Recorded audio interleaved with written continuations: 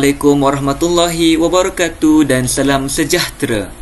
Memperkenalkan, saya Muhammad Abid Nabil bin Muhammad Fuad dan dua lagi saudara panel kita pada hari ini, saudara Muhammad Afiq bin Halim dan juga saudara Muhammad Amirul Aiman bin Razali. Perbincangan kami pada hari ini adalah memberi fokus kepada isu kekurangan kemahiran guru dan profesional pendidikan dalam melaksanakan 3 dasar penting yang telah pun kami laksanakan semasa pengalaman berasaskan sekolah sebelum ini.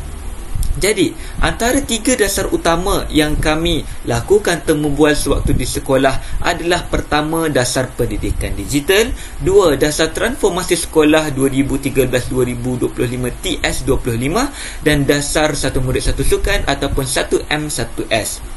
Walaupun dasar-dasar ini digubal dengan tujuan yang murni, tetapi kita lihat bahawa pelaksanaannya masih lagi terbantut akibat kekurangan latihan. Kedua, pendedahan dan juga sokongan terhadap guru yang berada di lapangan.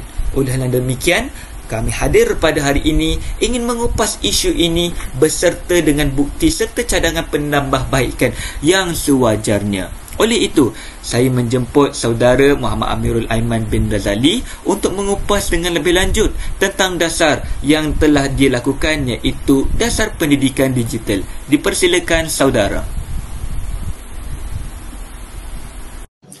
Baiklah, terima kasih saudara Abid Nabil atas pertanyaan itu tadi. Baiklah, saya akan mengupas mengenai dasar pendidikan digital. Sebelum itu, apakah dasar pendidikan digital? Dasar pendidikan digital merupakan tonggak utama dalam usaha Kementerian Pendidikan Malaysia KPM mentransformasikan sistem pendidikan negara ke arah abad ke-21. Ia memberi penekanan kepada integrasi teknologi dalam pengajaran dan pembelajaran PDP. Ini selaras dengan pelan strategik transformasi digital KPM 2021 hingga 2025. Namun begitu, pelaksanaan dasar ini menghadapi satu kekangan ketara yang sering menjadi penghalang, iaitu kekurangan kemahiran guru dalam mengaplikasikan teknologi secara efektif dalam bilik darjah. Apa yang saya lihat berdasarkan pengalaman saya 2 minggu selama PBS, saya lihat guru kurang mahir menggunakan pendidikan digital. Buktinya bukan di sekolah saya saja. Menurut laporan audit pendidikan KPM 2022, hanya 48.3% guru yang benar-benar menguasai kemahiran pedagogi digital secara menyeluruh. Ini bermakna lebih separuh daripada guru di Malaysia masih berada di tahap asas atau sederhana dalam penggunaan alat digital seperti platform Delima, Google Classroom, Canva, Kahoot atau aplikasi pembelajaran interaktif yang lain. Kemahiran asas seperti menggunakan PowerPoint atau aplikasi WhatsApp tidak mencukupi pada zaman ini untuk menyampaikan pembelajaran yang berkesan dalam dunia digital yang semakin kompleks. Baiklah, masalah ini berpunca daripada beberapa faktor. Yang pertama saya lihat adalah latihan yang disediakan kepada guru sering bersifat one-off, iaitu latihan jangka pendek tanpa kesinambungan atau pemantauan selepas latihan. Baiklah, yang kedua, sebahagian guru khususnya generasi lama tidak mempunyai latar belakang teknologi dan berasa canggung untuk mencuba pendekatan baru seperti mereka sudah didedahkan dengan pendekatan tradisional. Dan yang ketiga, sistem sokongan dalaman sekolah seperti jurulatih ICT atau Digital Champion juga belum diwujudkan secara menyeluruh di semua sekolah. Baiklah, dalam pada itu, satu lagi dapatan penting oleh Pusat Kajian Pendidikan UUM 2023 menunjukkan bahawa 70% guru merasakan tidak cukup masa dan sokongan untuk mempelajari teknologi baharu akibat beban kerja sedia ada yang terlalu tinggi. Kesannya, ini mencetuskan kelesuan dan hilang motivasi untuk berinovasi dalam PDP digital. Maka, dengan punca dan faktor tadi, bagi menangani isu ini, beberapa penambahbaikan perlu dilaksanakan.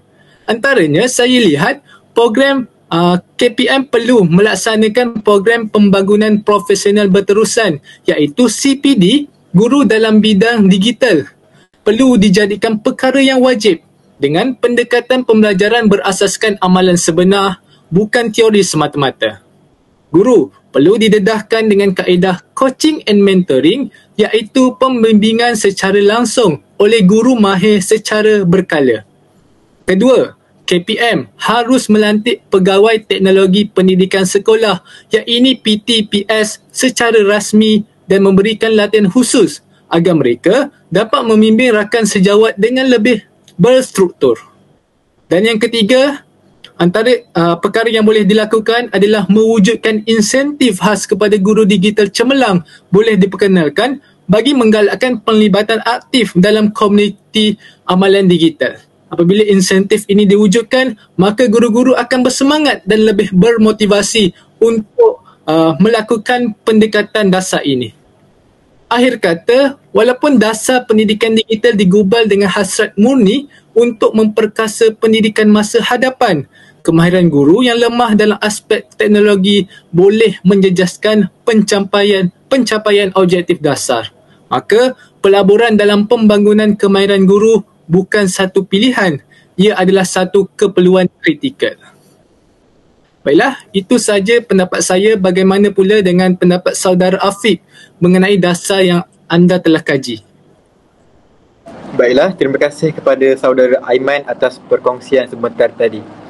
Baiklah, sepanjang tempoh PBS selama 2 minggu ini di SK Fredal Tebrau, saya akan mengupas dasar transformasi sekolah 2025 ataupun yang kita panggil sebagai TS25.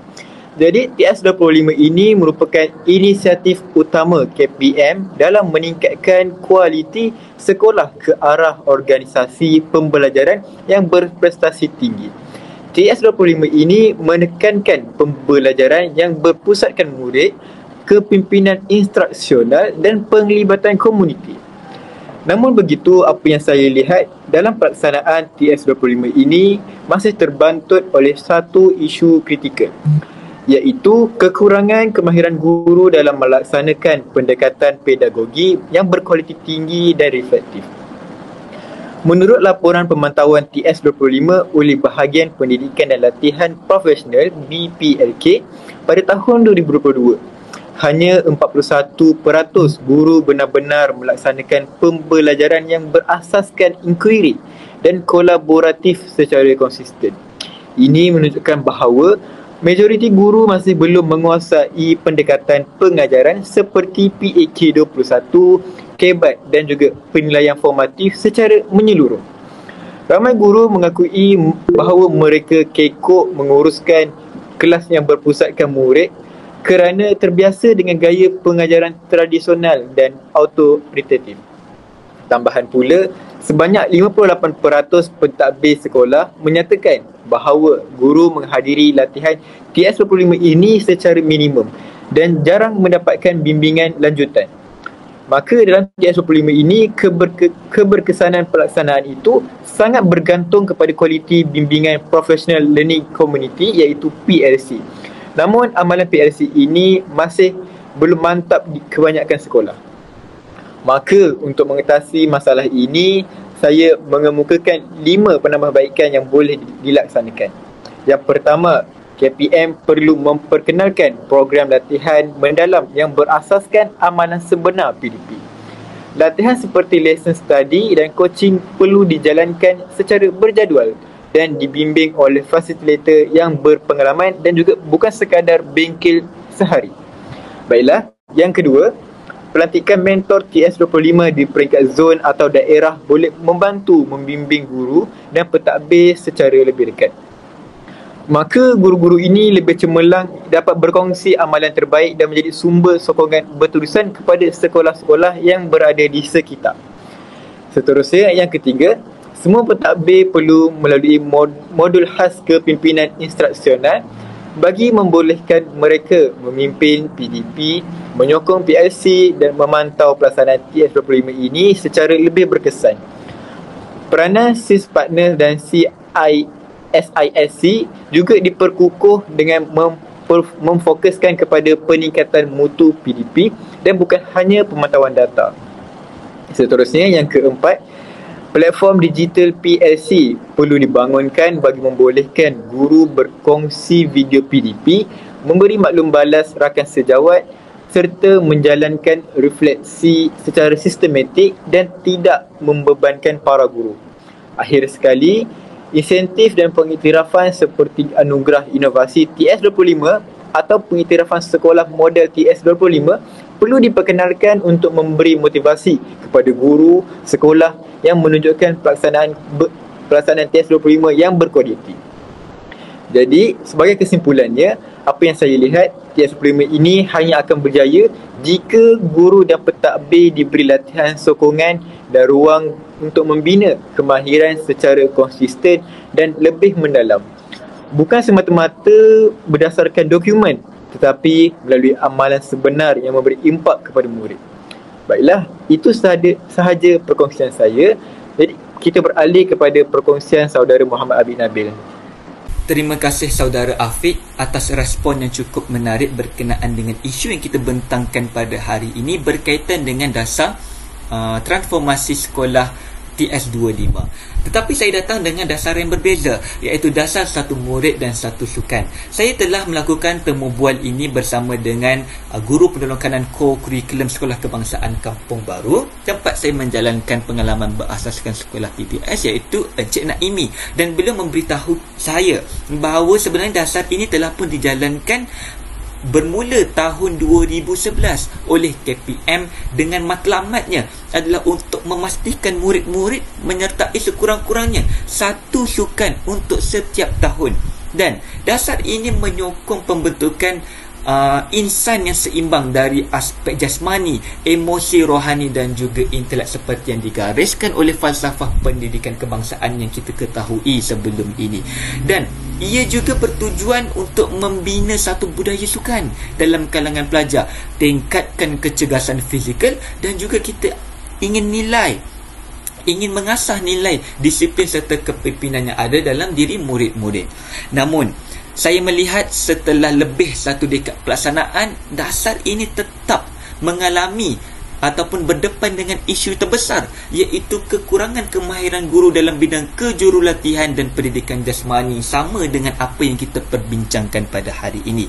Kerana menurut laporan bahagian sukan KPM pada tahun 2023, hanya 50% guru sukan mempunyai latar belakang pendidikan jasmani dan juga kejurulatihan formal. Selebihnya terdiri daripada guru-guru pelbagai option yang mereka tidak mempunyai pengalaman dalam pendidikan jasmani tetapi ditugaskan secara ad hoc, tanpa latihan dan juga tanpa pendedahan yang sepatutnya.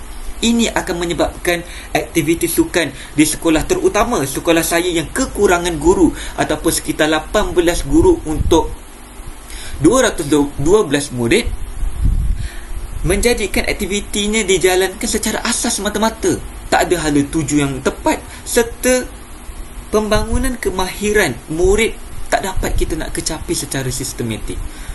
Tambahan lagi, kebanyakan guru ini tidak memiliki pengetahuan dalam sains sukan, pengurusan kecergasan dan keselamatan aktiviti fizikal. Seperti yang saya beritahu sebelum ini, hanya 50% sahaja guru, dan di sekolah saya hanya sekitar satu sahaja guru yang berlatar belakangkan pendidikan jasmani sebagai pengkhususannya, dan yang lain dengan option mereka masing-masing. Dan inilah yang menjadikan keadaan risiko kecederaan.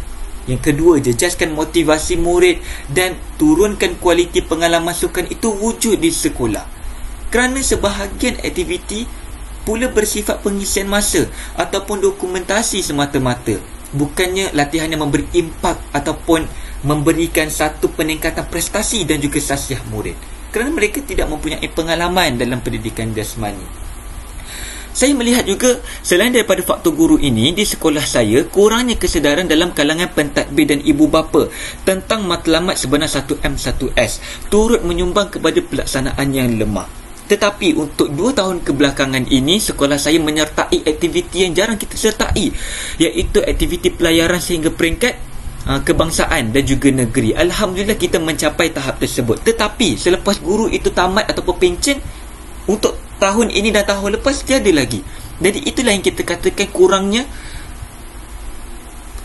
tenaga profesional menyebabkan 1M 1S untuk sebahagian aktiviti tak boleh dijalankan secara berterusan dan juga konsisten. Oleh hal yang demikian, saya mempunyai beberapa cadangan penambahbaikan yang boleh kita ketengahkan. Pertama, saya mencadangkan KPM untuk memperluas latihan asas kejurulatihan kepada semua guru sukan, merangkumi aspek keselamatan. Kedua, perancangan latihan. Dan yang ketiga, penilaian kemajuan murid.